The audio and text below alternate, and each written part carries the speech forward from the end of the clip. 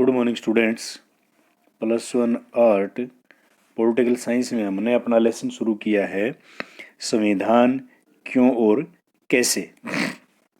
इस लेसन के अंदर हमने संविधान का परिचय जो आपको दिया था वो बताया, जैसे संविधान किसे कहते हैं, संविधान समाज को क्या देता है, संविधान समाज में शक्ति का बंटवारा कैसे करता है और भारत का संविधान कैसे बनाया गया। ये सारी चीज़ें हम इस लेसन के अंदर आगे स्टडी करने वाले हैं। एक इस प्रकार का लिखित दस्तावेज जिसमें पूरे देश का प्रशासन और हर प्रकार के कानून, सरकारी मशीनरी और हर व्यक्ति के अपराध की, किसी प्रकार के अपराध की सज़ा, वो सारी चीज़ें उस दस्तावेजों में लिखी गई हैं। उस दस्तावेज को हम कहते हैं संविधान।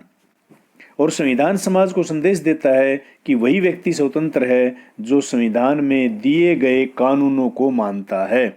जो व्यक्ति संविधान में निर्मित कानूनों का पालन नहीं करता वो व्यक्ति स्वतंत्र नहीं है, क्योंकि दूसरे व्यक्ति की स्वतंत्रता का हनन करके हम स्वतंत्र नहीं रह सकते हैं। और संविधान के अंदर समाज की शक्तियों का बंटवारा भी किया गया है, वो हम आगे इस लेसन के अंदर पढ़ेंगे। और हमारा संविधान कैसे बनाया गया ये हम इसमें पहले पढ़ चुके हैं। आगे इसमें आता है कि हमें संविधान की आवश्यकता क्या है क्योंकि 1947 से पहले देश में अंग्रेजों का शासन था। उससे पहले राजा महाराजाओं, मुगलों का शासन रहा। उस समय पर किसी प्रकार का कोई संविधान नहीं था, क्योंकि उनकी मर्जी के अनुसार ही प्रशासन चलता था। लेकिन वर्तमान समय में लोकतांत्रिक व्यवस्था अपनाने के बावजूद सरकार जनता द्वारा चुनी जाती है, तो जनता द्वारा चुनी गई सरकार भी किस ढंग से काम करेगी, वो अपनी मर्जी से काम नहीं कर सकते। और एक संविधान बनाया गया। सरकार चाहे किसी की भी हो, किसी भी दल की हो, उन सबको संविधान में निर्मित कानूनों का ही पालन करना होता है। जैसे संविधान तालमेल बढ़ाता है। अलग अलग धार्मिक निष्ठाएं, इनमें कुछ हिंदू, मुसलमान, सिख, ईसाई और कुछ ऐसे भी हैं जो किसी धर्म को नहीं मानते और आधारों पर भी भिन्न भिन्न वे अलग अलग व्यवसाय करते हैं। अनेक अलग अलग योग्यताएं हैं, अलग अलग शौक हैं और सिनेमा से लेकर किताबों तक उनकी पसंद भी अलग अलग होती। कुछ लोग बूढ़े हैं, कुछ जवान हैं।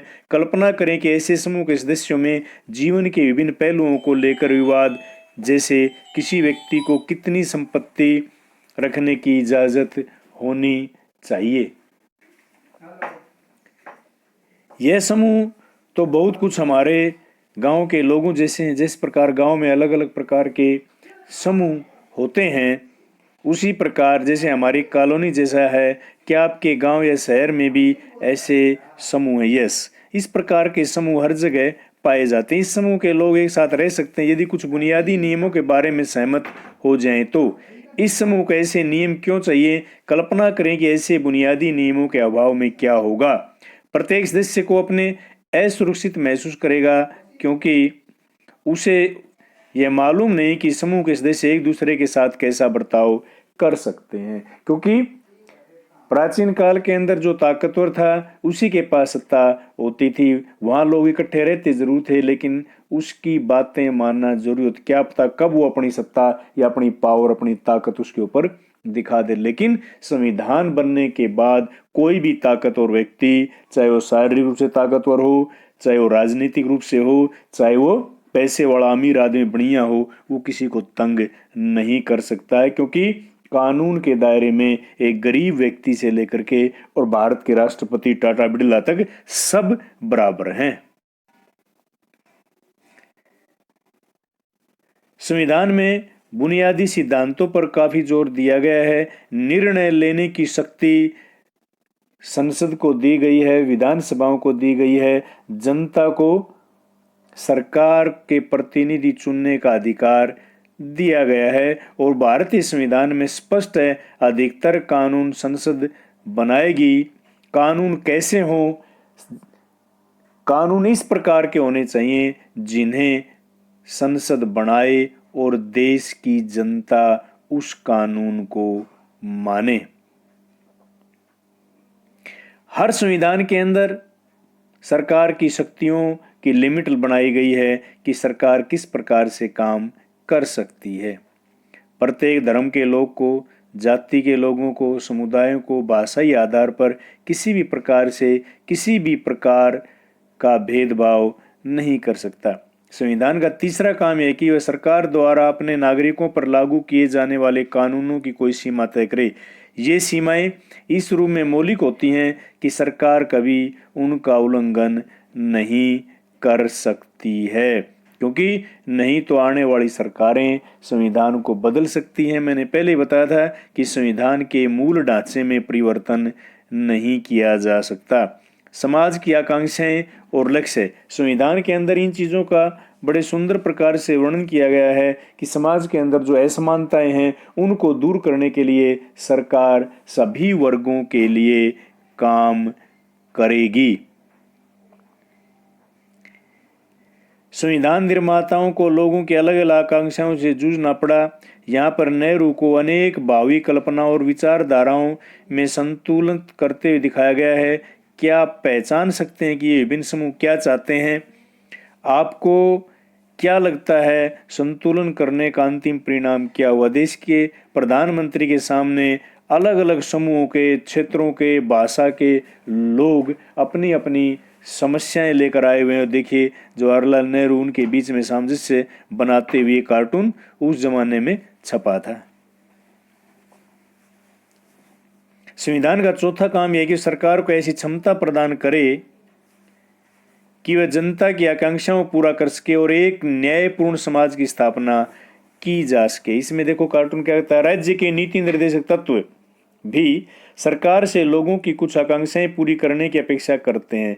देखिए बेटा, दो चीजें होती हैं, एक तो मौलिक अधिकार, मौलिक कर्तव्य, और दूसरा नीति निर्देशक सिद्धांत।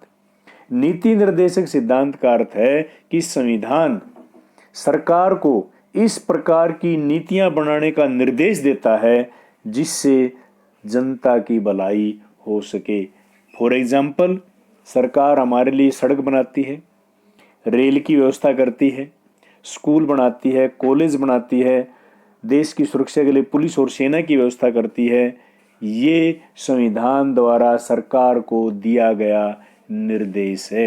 अगर सरकार रोड बनाती है, क्या कोई कानून उसको रोक सकता है? नहीं रोक सकता, क्योंकि वो रोड जनता के लिए बनाया जा रहा है और रोड बनाने का निर्देश भारत का संविधान सरकार को देता है कि आप रोड बनाइए, स्कूल बनाइए, कॉलेज बनाइए, नौकरियों की व्यवस्था कीजिए, हॉस्पिटल बनाइए। ये सरकार क्यों बनाती है? क्योंकि संविधान उसको निर्देश देता है और इसको बोलते हैं नीति निर्देशक सिद्धांत, और ये सबके लिए बराबर रूप से होते हैं। इनमें किसी प्रकार का कोई भी रोड पर चलने के लिए कोई रोक नहीं सकता।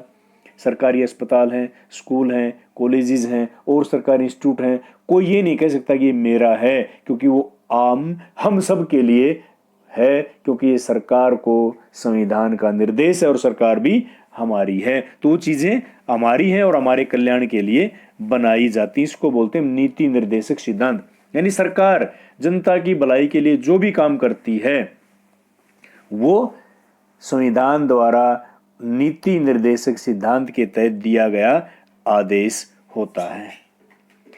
आज के भाग में हमारा इतना ही। अगले भाग के अंदर हम संविधान की सत्ता और अन्य चीजों के बारे में पढ़ेंगे।